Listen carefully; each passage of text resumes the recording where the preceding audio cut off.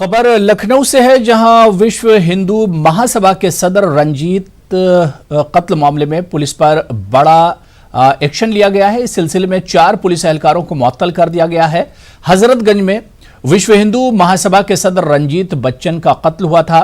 Bike सवार बदमाशों ने रंजीत को गोली मार दी थी। रंजीत के साथी भी जख्मी बताए जाते हैं।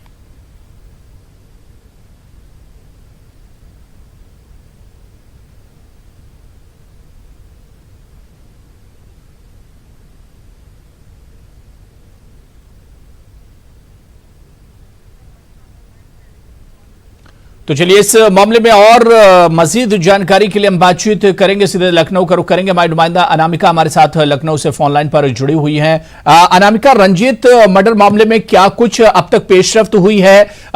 पुलिस का क्या कुछ कहना है कि ये किस तरह की वारदात है? देखिए, अगर बात करें आज की इस बड़ी घटना की, तो सुबह सवेरे जो अंतर्राष्ट्रीय हिंदू महासभा के प्रदेश अध्यक्ष है रणजीत बच्चन, उनकी मॉर्निंग वॉक करते समय गोली मारकर हत्या कर दी और फिलहाल उनकी पत्नी को थाने पर ले गया गया था पूछताछ के लिए। इसके बाद उनकी पत्नी को जो उनका अपार्टमेंट है ओसीआर बिल्डिंग, वहां पे ला के रखा गया है।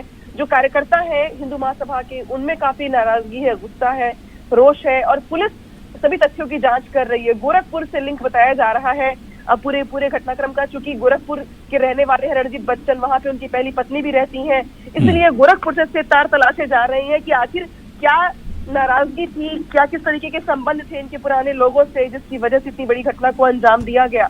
और अभी तक अगर बात की जाए तो 4 पुलिसकर्मियों को सस्पेंड कर दिया गया है इस पूरे मामले का संज्ञान लेते हुए। और ये सबसे बड़ी घटना इसलिए भी महत्वपूर्ण है क्योंकि कमिश्नरी सिस्टम लागू होने के बाद से राजधानी में ये पहली बड़ी घटना है जो पुलिस के सामने बड़ी चुनौती है। कल ही रणजीत बच्चन का जन्मदिन था। अपने जन्मदिन के मौके पर वो तमाम लोगों से मिले थे। बगल में मंदिर है जहाँ पे उन्होंने पूजा पाठ अर्चना की थी और आज ही जन्मदिन के अगले दिन ही इतनी बड़ी घटना को अंजाम दिया गया। हालांकि उनके घर के बाहर जो कार्यकर्ता है हिंदू महासभा के, उनका इकट्ठा होना शुरू हो गया है। तीखी नोकझोंक भी हो रही है पुलिस के साथ। उनकी कार्यकर्ता नाराज इस बात को लेकर के हैं कि कमलेश तिवारी हत्याकांड के बाद जिस तरीके से प्रोटेक्शन मिलना चाहिए था रणजीत बच्चन को, वो नहीं मिल पाया और इसीलिए उनकी ये मांग है कि 24 घंटे के अंदर जो आरोपी हैं उनको गिरफ्तार किया जाए। बिल्कुल अनामिका, क्योंकि बड़ा हसास, बहुत सेंसिटिव मामला है। लखनऊ की अगर हम बात करें तो लगातार सीए का प्रोटेस्ट भी एक तरफ चल रहा है। ऐसे में सिक्योरिटी की खास तौर से अगर बात की जाए और जहां पर हजरतगंज में जहां पर ये मर्डर हुआ है, बहुत भीड़भाड़ वाला इलाका रहता है, बहुत पॉश एरिया लखनऊ का माना जाता है। ऐसे में जो सरकार है उसके लॉ एंड ऑर्डर पर भी एक तरह से सवाल उठता है।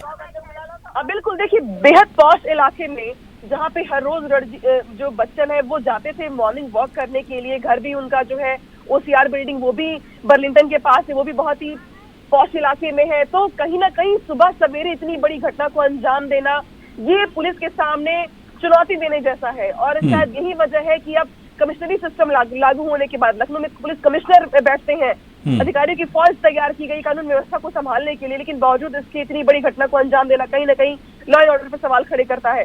और दूसरी बड़ी बात ये भी कहा जा रहा है कि रणजीत बच्चन शुरू से ये कह रहे थे कि वैसे तो वो हिंदुओं के मामले में काफी मुखर होकर भाषण देते थे या बातें कहते थे, लेकिन वो लगातार ये कह रहे थे कि वो टारगेट पर है लोगों के और वो जिला प्रशासन से लगातार सिक्योरिटी की मांग कर रहे थे, लेकिन उन्हें सिक्योरिटी नहीं दी गई और आज सुबह सवेरे उनकी हत्या हो गई जो उनके सामने। बिल्कुल अनामिका, बहुत बहुत शुक्रिया हमें अपडेट देने के लिए और हमारे साथ जुड़ने के लिए, बातचीत करने के लिए।